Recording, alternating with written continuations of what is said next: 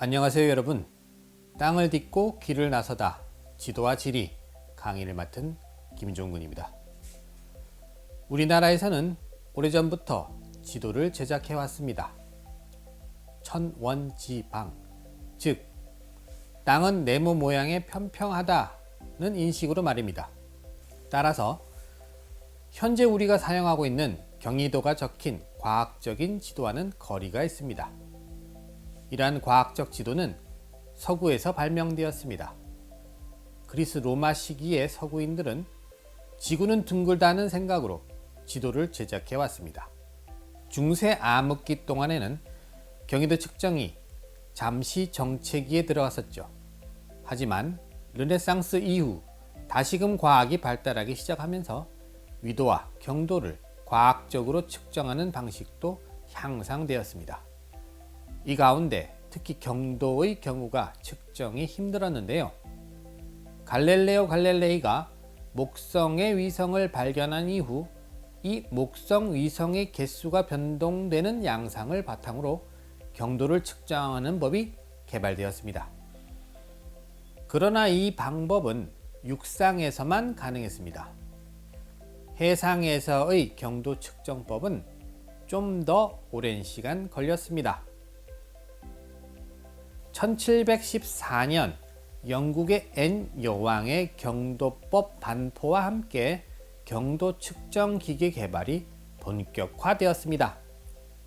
마침내 천재 시계공 해리슨이 1761년에 개발한 네 번째 기계가 오차 기준을 충족시켜 해상에서도 드디어 경도를 안정적으로 측정할 수 있게 되었습니다. 이 기계가 크로노미터입니다.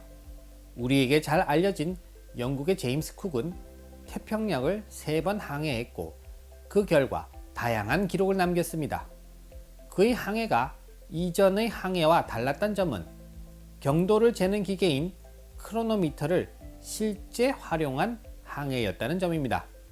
그의 항해 결과 크로노미터는 영국을 포함한 서구 국가들이 전 세계 항해에 나서는데 필수품이 되었습니다. 크로노미터의 활용은 지도의 과학적 제작에 결정적인 역할을 하였습니다.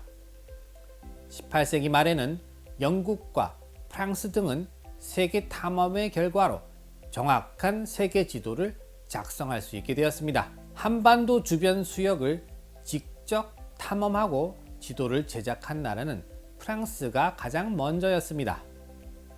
탐험가 라페루즈는 왕명을 받고 제임스 쿡이 항해하지 않았던 북서태평양 지역, 즉 동북아시아, 한반도 및 동해 일원을 탐사하였습니다.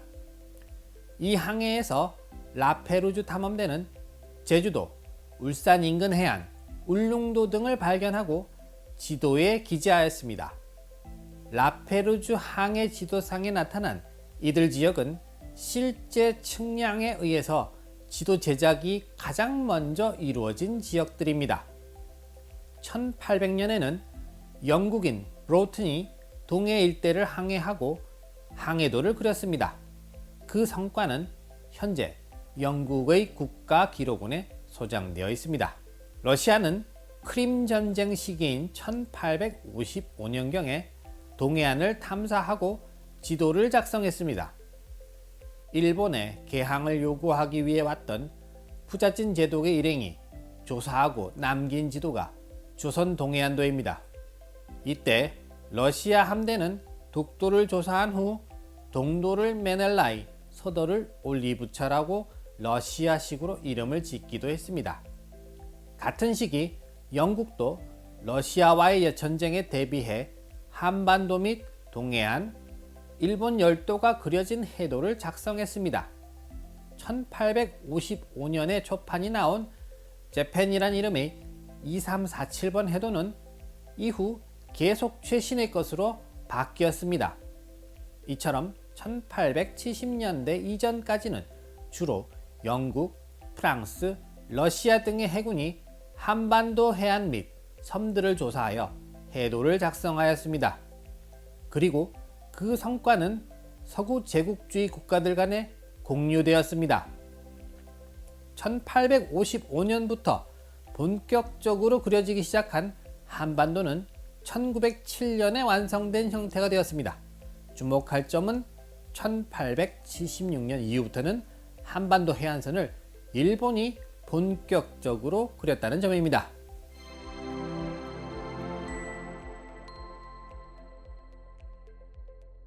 일본은 조선이 외부와의 교류에 부정적인 태도를 보이자 통상조약을 체결하기 위해 1875년 항로 측량이라는 구실로 군함 운요호를 조선에 가까운 바다에 파견했습니다. 운요호는 서해안에서 항로를 측량하면서 강화도 부근에 이르러 강화도 수비대와 전투를 벌였는데요. 이것이 그 유명한 운요호 사건입니다. 이 사건으로 강화도 조약이 체결되었습니다. 이 조약은 조선이 외국과 체결한 최초의 근대적 조약이죠. 이로 인해 우리나라는 급작스럽게 세계 통상권 내에 들어가게 되었습니다. 1876년 2월 26일 조선 측 대표인 신원과 윤자승은 일본 측 대표인 이노우에 카오루와 강화도 조약을 체결했습니다. 이때 체결한 조약의 제7조는 일본은 조선의 연해 도서 암초 등을 자유로이 측량하고 해도를 작성한다고 되어 있습니다. 즉 조선국의 연해에는 도서 암초들이 많아 이들을 자세히 측량해 지도로 제작하여 안전한 항해를 가능하게 하겠다는 것입니다. 일본은 이를 빌미로 조선에 대한 세밀한 측량을 진행하고 지도를 작성했습니다. 왜 일본이 조선의 지도를 만든 건가요? 조선을 침략해 식민지로 만들려는 야욕에 따른 것이죠. 이처럼 겉으로 드러난 의도를 넘어서 제7조가 노리는 것은 따로 있었죠. 바로 연안 측량을 구실로 일본 선박이 조선 영해에 조선 정부의 허락 없이도 마음대로 항로를 드나들 수 있게 되었다는 점입니다. 일본의 조선 연안 측량이 본격화되면서 이에 대한 저항도 격렬해졌는데요. 일본 정부의 보호하에 측량하던 일본인이 조선인들에 의해 피살되기도 했습니다. 이러한 저항에도 불구하고 일본은 1876년 이후 꾸준히 조선 해안을 조사했고 1904년 러일 전쟁 직전에 조선 연안에 대한 측량을 거의 완료했습니다.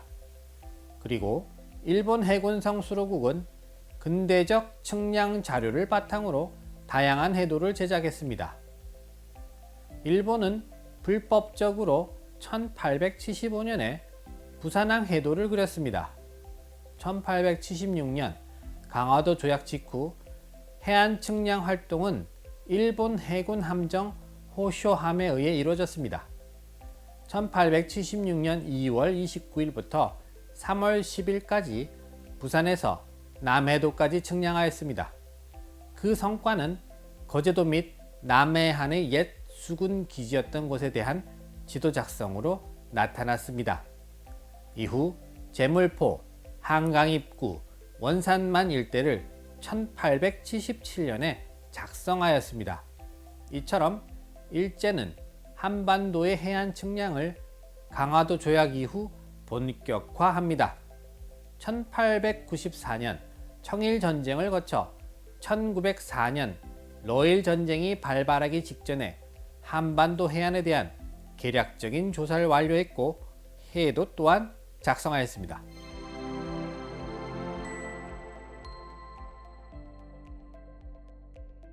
일본 제국은 조선에 대한 식민지 지배를 목적으로 지도 제작을 수행했습니다. 1876년 개항 이후 일제는 비밀리에 간첩대를 파견해서 지도를 작성하였지요. 현재 미국 의회 도서관에 소장 중인데요. 이들 지도 중 총 96장의 지도가 남아 있습니다. 주요 지점을 잇는 간선 도로변을 따라 이동하면서 그린 지도들과 대로변의 중요 지역에 대한 지도들이 작성되었습니다. 주로 1881년부터 1891년까지 작성된 지도들입니다. 아울러 무역을 위해 개방한 항구인 개항장에서는 항만 시설을 위한 측량도를 작성하기도 하였습니다. 일본은 1대 200만의 한국 지도를 만들어 청일 전쟁에 사용했습니다. 그리고 일본군 참모본부에서 1895년에서 1899년 사이에 비밀리에 첩보 측량반을 침투시킵니다. 이때 평판 측량으로 수집한 자료를 바탕으로 1대 5만의 군용지도 445매를 제작했습니다. 그리고 1900년까지 1대 20만 축척 지도와 다양한 대축척 지도를 1차적으로 완성했습니다. 조선을 병합한 일본은 1910년에서 15년까지 토지조사 사업의 일부분으로 실시된 측량 사업을 완료합니다. 그리고 1918년까지 1대 5만의 근대적 측량 지도를 전국 722개 도읍으로 완성했습니다. 이러한 일제가 작성한 근대식 지형도는 크게 제1차 지형도, 제2차 지형도, 제3차 지형도로 나눠집니다. 이외에도 1대 2만 5천과 1대 만 축척의 대축척 지도도 도시를 중심으로 작성되었습니다.